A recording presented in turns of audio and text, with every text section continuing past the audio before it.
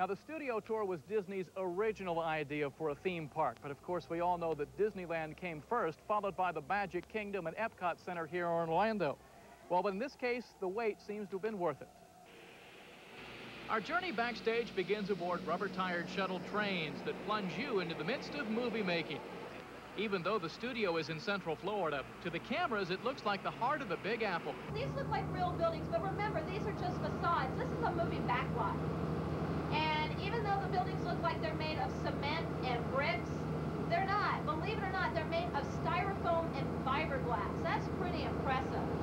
Our tour guide, Margot Kent, says producers can take this same street and create a rain scene in seconds.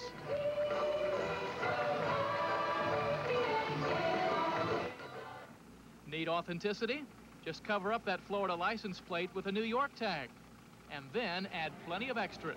We tried to create a state-of-the-art, cutting-edge technological facility so that a producer can come in and save money, frankly, in terms of what he's used to.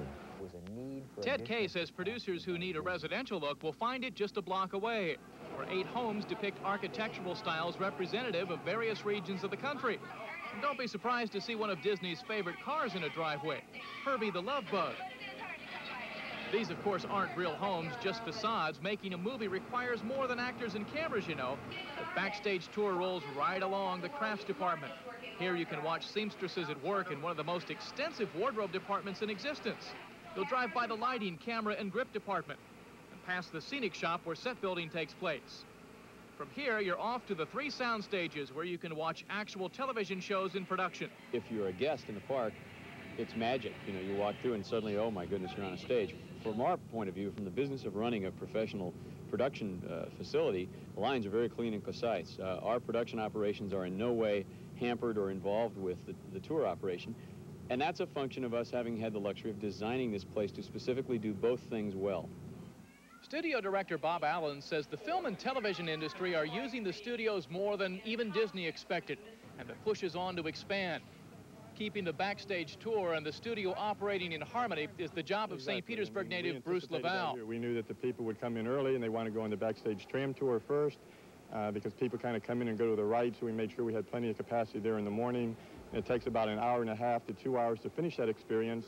And when you get off the tram, it's going to be around 11:30, 12. So you notice we have one large fast food facility right at the end of that experience.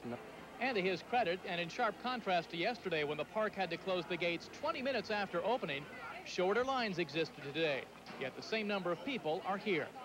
Now, we left out one very important stop along that Backstage Tour, and we did so on purpose because special effects take a little while to set up and pull off just right.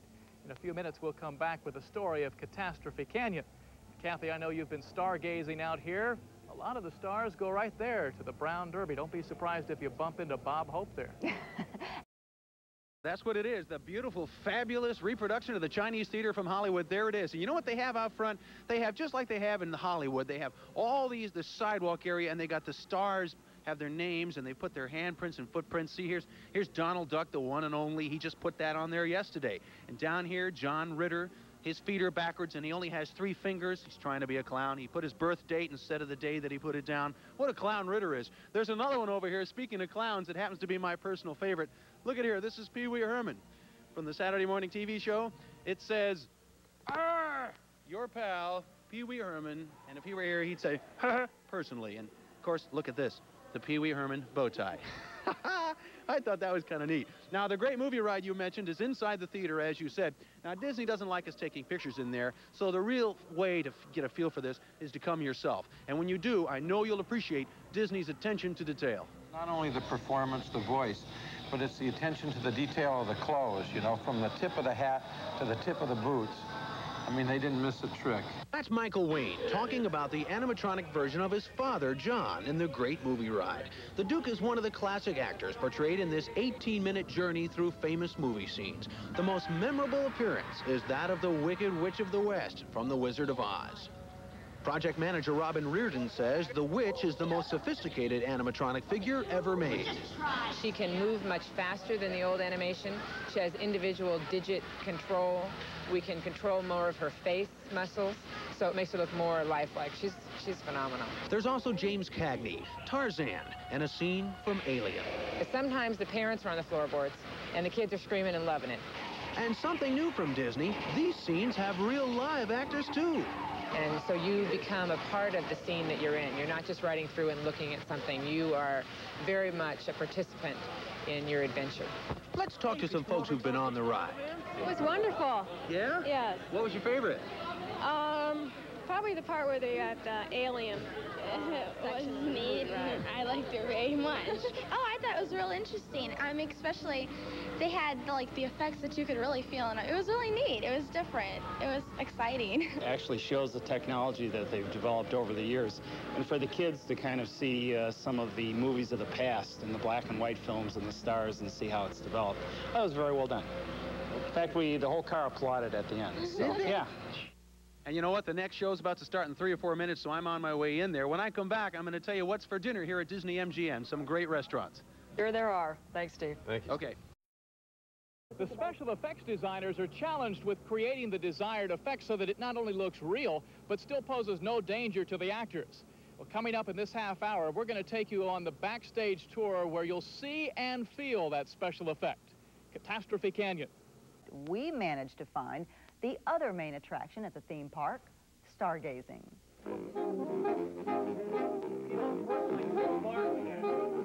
This is the way the Disney magic makers put visitors in the mood for a trip down memory lane.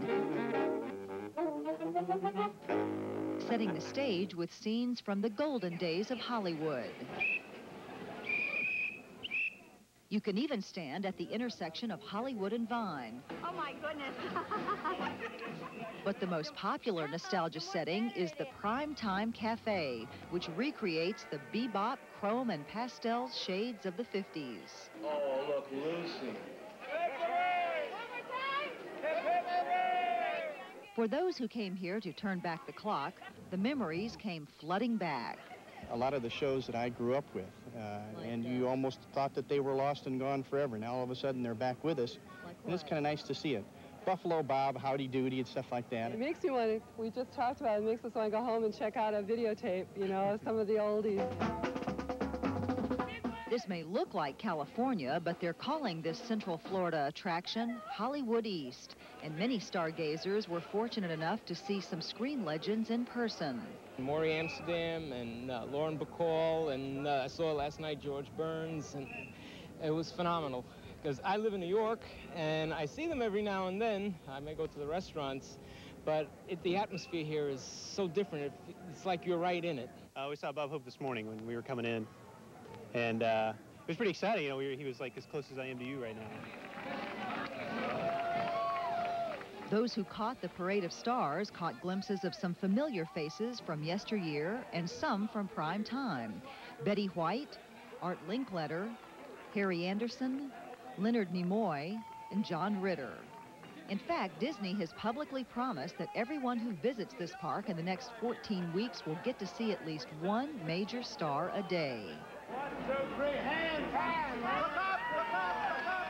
Over in front of the recreation of Hollywood's famous Chinese theater, the big stars like Bette Midler and Kevin Costner left their imprints in cement blocks, which will one day line the sidewalk out front. Most were content to do their stargazing from a safe distance, but this guy wanted a close-up view of Charlie Fletcher, the voice of Roger Rabbit. And I followed him into the bathroom and asked him for his autograph, and he happened to be standing at the urinal. He said, well, at this time I can't. He said, but if you'll give me just 1 minute, I'll give you my autograph. So that was funny. He autographed our tickets. But not everyone wanted to see celebrities. We came to look at what Disney had created for the movie and television industry, and so far it's really been great. And as some bright lights faded, others lit up to take their place. And so it is in Hollywood, where new legends are born every day.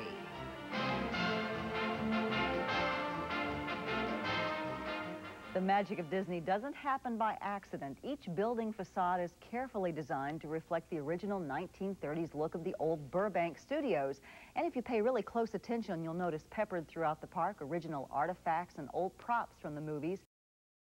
Steve has been looking in on some of the new restaurants at Disney-Mgm Studios, and he's ready to show them to us. I'm sure they're fabulous, Steve. They are real nice, but I don't know how you went from ears to eating. That was an interesting transition. I have to see that graphic.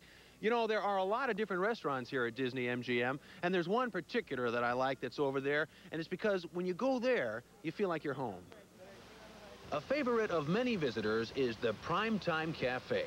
The inside looks like someone's kitchen from back in, well, the calendar says 1952. And the waitresses somehow know you're coming. Well, good morning. Oh, it's so good to see you. I'm glad you came. Your mother told me that you were coming. Oh, she did? Yes, but she didn't tell me exactly when you'd arrive. Most of the tables have old-style TV sets, playing an endless loop of old reruns like I Love Lucy. The decor, tacky, but wonderful, according to the guests. Because you walk in and you see things that are so authentic that you've absolutely forgotten about from your past. Really tacky things that we used to have in our houses in the 50s and 60s. At the Hollywood and Vine Cafe, you can see your food being cooked. It smells delicious in that restaurant. The fanciest restaurant here is the Brown Derby. Dinner's about $10. In the snacks department, you can pick up a treat at Gertie's Ice Cream of Extinction, a big dinosaur, or eat like a sailor outside Min and Bill's Dockside Diner, a ship. But don't miss the Soundstage Restaurant. Maybe you saw the movie Big Business. In it, Bette Midler and Lily Tomlin appear in a fancy hotel. But the same hotel set used in the movie is here inside the Soundstage Restaurant. See? Looks great from here, doesn't it? But come around back here and look up there. Hey, just plywood and 1x4s. Says right on there, built and painted by Scenery West of Hollywood, California. This place serves fast food, sandwiches, pizza, chips, salads, like you'd find in a soundstage. And an actress is planted in here to keep you thinking about the movies, and she's good at getting you involved. Yes, I'm doing a new film called The Bionic Brother-in-law. Okay, ready, and action. Exactly. You're very good at that. Could you be on the set at 3 a.m.? Samantha also picked on Tony Matthews of Rochester. This woman had these people around me thinking that I was a movie star. I thought it was terrific. So I played the part. I signed up with Disney, and I'll be doing a film with Bette next week. It's easy to pretend you're a star in this atmosphere, but some of us will always have to settle for less glamorous roles. Oh, my goodness. That is perfect. That's it. And this is what happens to you after a long day at Disney-Mgm, but I'm sure she'll be back up again so she can go into one of those delicious restaurants. And then I know you know how to get here. You just take I-4 from wherever you are in the Bay Area, and you just follow the signs to Disney-Mgm. It's $29 for adults. Pretty good at those sound effects, Steve. Hey, oh, thanks, Marissa. We'll see you, Steve. This is Catastrophe Canyon, a desert southwestern setting where a catastrophe involving this tanker truck is about to happen. Explosions and fires caused by sparking power lines ignite the fuel truck. Then more explosions echo inside the rock walls, and flames race toward a large oil storage tank at the mouth of the canyon. Suddenly, a wall of water crashes down the mountain, sweeping the tanker over a cliff and right at you. But it's not over yet. Suddenly, there's a flash flood.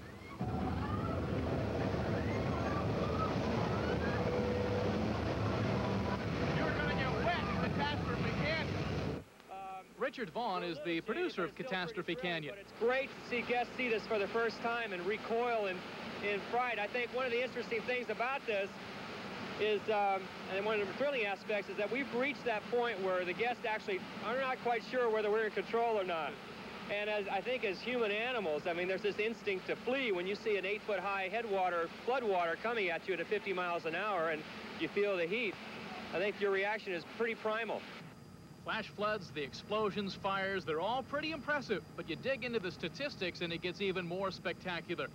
As the shuttle pulls behind the canyon, you see how the flash floods are created with the help of water cannons.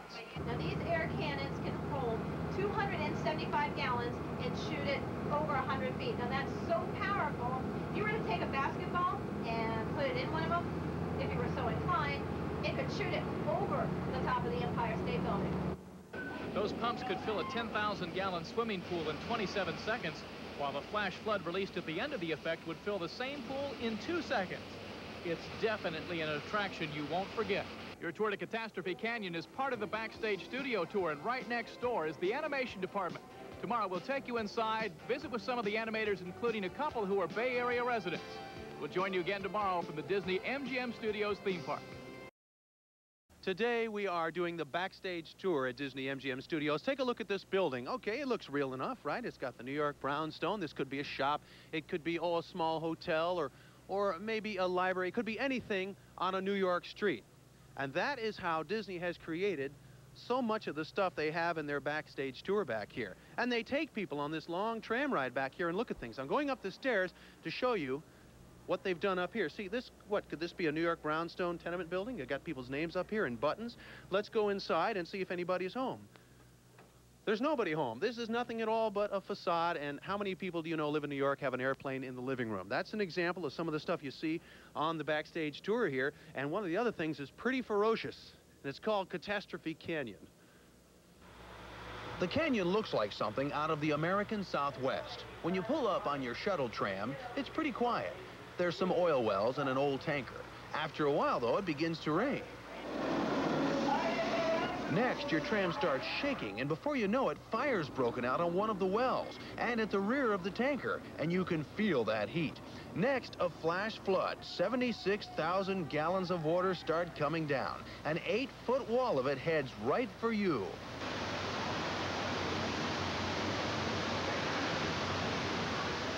How in the world did they ever dream up this one? The most difficult thing was actually quantifying how much fire is fire, how much is a good fire, or how much water can you dump to make it really effective. So basically we overdid everything. Here's a look at the effect from a helicopter. The tram car is shaking and you can see the flames, and then down comes all that water. The water is stored in huge reservoirs on top of the canyon out of sight. And is it effective? It was really neat. I mean, you see it in the movies all the time, and it's so neat to see it close up how it really is. I got wet. My rear end is still wet. really was reality. I say it really looked nice. What do you think? Oh, I loved it. I was surprised at what was going to happen, but it was fun. You weren't afraid? No. What were you afraid of? The fire.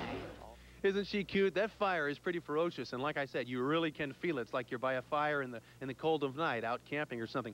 Look back here, a little shooting going on. That's the kind of thing you could see here in the backstage lot. Disney will encourage people to come in and do movies right here on the premises. And the trams that go by show you how that happens. Listen, later on, I'll take you on that tram ride, and we'll show you some other neat things, and I'll put a raincoat on and jump into one of their special effects routines. Let's go out to Steve now in the back lot. Steve? Hello, Wes and Marissa. Let me give you an example. Take a look behind me, the New York City street scene. Look at the Empire State Building in the background. The real one is 100 stories high. This mock-up, which you see the bird flying around, is only 4 stories high, but you could sit here and look down this street all day and really feel like you're in New York. It's here because Disney-Mgm wants you to know how they make the movies. The tour takes you past the costume department where you can see the world's largest wardrobe. You'll see craft shops where they make sets and store equipment. Then you'll go out on the back lot where famous residential fake homes are, like the one used on The Golden Girls. There's a boneyard where old props are stored, like the minnow from Gilligan's Island. And after that, Catastrophe Canyon. When you dry off from the flash flood, you're taken on a quiet ride through New York Street. The buildings appear real, but they're facades made of styrofoam and fiberglass. They shoot real movies back here, and they show you how in the special effects area. A volunteer skipper dons rain gear and is put aboard the Misfortune in a water tank. And then we see how a rainstorm is created, and when you put it on the screen, that storm looks real. And there's a battleship model used in the movies. Fire torpedo. Next, we enter the world of Roger Rabbit. That's the very same dip machine that terrorized Roger in the hit animated film. They have other Roger props on display here, and a unique way to let visitors hear the sounds of cartoons. Acme sound boxes.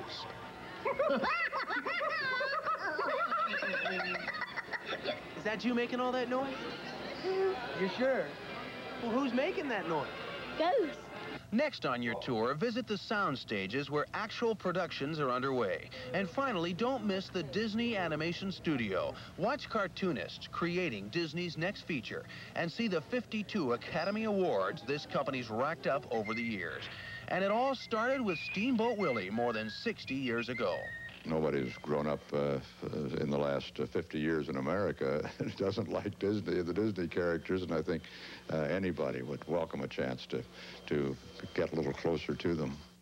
And I'm pretty close to movie making right now. This is a camera crane provided by the Disney film crew here on location. Very nice of them. Listen, tomorrow at Disney-Mgm, we'll introduce you to some street characters you won't soon forget as we conclude our week-long report from here. So far, what's been your favorite, Steve? The great movie ride. I loved it, especially The Wicked Witch of the West. Okay. Thank you, Steve. This typhoon that hit our little village here. The idea here is this village was hit by this catastrophe, but the residents made the best of it, and they made it into a fun water park. Show producer Cathy-Mgm says this will be more than a giant pool. The aquatic world of the Caribbean will come to life in Shark Reef, where you'll be able to snorkel with colorful marine life, including the sharks. At night, the action shifts to Pleasure Island, a glittering action-filled nightclub area that designer Chris Carradine says follows a theme.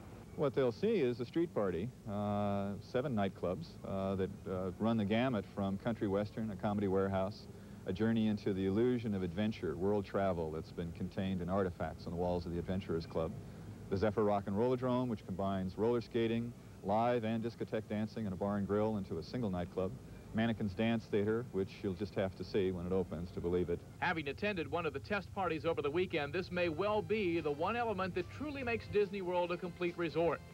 Pleasure Island is due to open at the end of May, and those are only the projects that are public. No telling what those Imagineers have under their ears.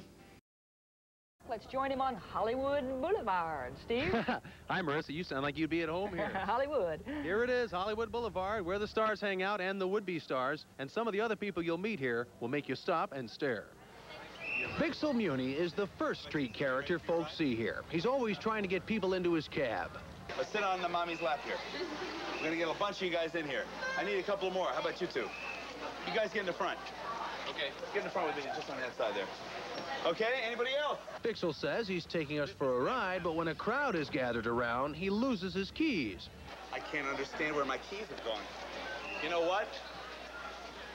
You guys have just been taken for a ride. Ah! Here's someone else you may run into, Monica, a frustrated actress waiting for her big break. I'm a native Californian. I'm from Fresno. I just moved down here to Southern Cal to be a star. Am I gonna make it? Who knows? Maybe you have the stuff that legends are made of. Find out at Disney Screen Test a little further down the boulevard. Action! At last, my creation is complete. And for $24.98, you get a VHS tape of your test. Oh, it was fantastic. It was just fantastic. I couldn't believe it. Believe me, it was fantastic. Yeah, we had a good time. They do a lot of fun stuff here. You don't mind wearing a Frankenstein head? Not at all. No, I don't know anyone here. There's also shopping on the boulevard, movie souvenirs and trinkets at the 5 and 10, and more expensive stuff at the Fashion Spot and Mickey's of Hollywood. They do a lot of business here, but there's no traffic jams. The traffic cops make sure of that.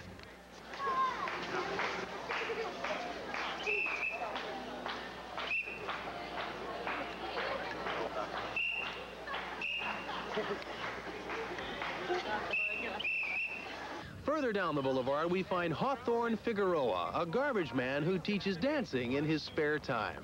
1, 2, 3, 4, 5, 6, 7 to the Charleston. Smile. And then bend the knees to the left. Bend it to the right. Wonderful. The Hollywood Hawaiians, ladies and gentlemen. How did you feel while you were out there dancing? Strange.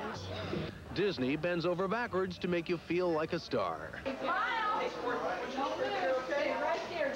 I mean, after all, if a cab driver can sing, anyone can, right?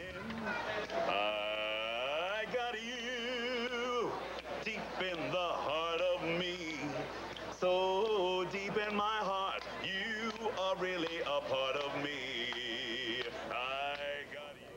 Hey, how about that? Not a bad singer for a cab driver, huh? Listen, later on Live at 5, we'll show you more of the surprises Disney has in store for you folks in Florida coming up later this summer. I think what's great is you get to interact with all the characters. That's what makes it unique. You know, we've seen Catastrophe Canyon, we've seen Hollywood Boulevard, we've seen places in New York. We've seen a nice behind-the-scenes look of the stages. We've seen about every, I mean, it's been a great week. And Steve Overton's been over there for a whole week, and he's about 6'7", and he'd hoped that sometime some director would have noticed him, but they decided over in Disney World they never did want to make Steve Overton in the Seven Dwarfs. That's the only kind of movie they could make with him. So, no contracts, right, Steve? No movie contracts. Not yet, anyway, right? No, not yet. In fact, what I wanted to tell you folks was some things they've got coming up here at the Walt Disney World, including Typhoon Lagoon, which opens this summer. It's a 50-acre water play complex, which Mike Eisner says is be the best water park in the world. Pleasure Island is already open at the Disney Marketplace. That's a bunch of themed nightclub places where folks can go now. In October at the Epcot Center, they opened the Wonders of Life, presented by Metropolitan Life, and that's going to be opening in the fall. Star Tours will open up here at Disney-Mgm. That's based on the famous Star Wars movie. And don't forget the Indiana Jones Epic Stunt Theater, which is going to be opening by Wait a minute, June. kid. I got to tell you one thing. I know talent, and kids, you got it. Listen, you ride, you rope, you shoot. You're a real talent. I can get you in any Western in this town. Warner Brothers is looking for... Hey, Barbara, there's Barbara Buffon. Kid, look at this. I want you to do a feature story on this talent. I will. I got to tell you. Here's my card, kid. Give me a call anytime. Really. But listen, I got to tell you, I really can't go into the movies. I'm flattered because I don't want to break my commitment to Wes Sargentson and Marissa Morris on the Live at 5 show. Forget those. Wait a minute. Not Marissa. Marissa? Marissa Morris? Marissa who? Marissa, man. Hey, that's my earplug. Hang on, kids. Wait a minute. Marissa Darling. Oh, listen, Darling. Yes. Hey, listen, I remember when you were in Pittsburgh, kid, you wowed them. Hey, listen, I got to tell you, you got a voice that won't quit. I can get you in any club in Vegas, right? Sang the national anthem in the Tampa Stadium. She did, Marissa. You were magnificent. What about me? Hey, forget you. I know it did. You bet. We'll talk Wednesday, kid. We'll talk Wednesday. Listen, Marissa, listen, we're going to give you a standard contract, 3-picture deal. We're talking wow. Thanks, kid. It sound good to you? Thanks. I'll be talking to my news director in just a moment. That's wonderful. Listen. Okay, I will. West, I got to tell you. Listen, send him back to D.C. You know what I'm saying, kid? Listen, you got the talent. He keeps getting sick and everything. I think Steve's out of this picture. I think he is. These two have taken over. Whoops. Listen, give me a call later this week. Okay. We're going to do lunch, right, Sounds kid? good. Now I want to know how much he prompted you guys. Don't I have a chance at this? Is that... Hey, well, we'll talk. You know what I'm saying? We'll talk. You got talent, kid, but we'll talk. The check's in the mail. Don't hold your breath, though, Steve. Oh, thank you. Well, I tell you, I had a shot, but it was stolen by Marissa Morris. You know, it happens now and then. Steve, how much prompting did you give those folks? That's what I want to know. They just walked Did right they up. just come up with that on their own? You got talent. Okay. Wes, no talent. You can bet on that. Thank you, Steve. Thanks, Steve. Bye.